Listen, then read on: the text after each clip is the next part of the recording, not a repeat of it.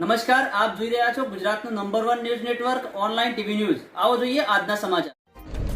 કચ્છના અંજાર મધ્યે આવેલ વોર્ડ નંબર 9 મધ્યે શ્રી યદુવંશી આહિર સમાજના સુરાપુરા દાદા સ્થાનકની સામે પાણી વિતરણ કરવા માટે એક વાલ્વ લગાવવામાં આવેલ છે।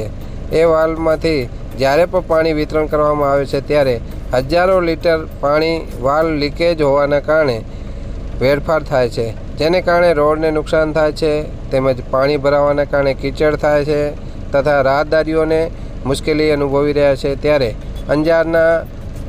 અંજાર નગરપાલિકાના ઉચ્ચ પદાધિકારીઓને કર્મચારીઓ દ્વારા આ સોરઠિયાના કારણે પૂરતી નહીં પરંતુ અંજારના દરેક વોર્ડમાં આવી સમસ્યાની તપાસ કરી અને તાત્કાલિક ધોરણે પૂર્ણ કરવામાં આવે એવી પૂર્વ નગર સેવક જીતેન્દ્ર ચોટાલાની માંગ કરવામાં આવી છે। Online TV news Badhabhai Ahir, Anjar, Kutch.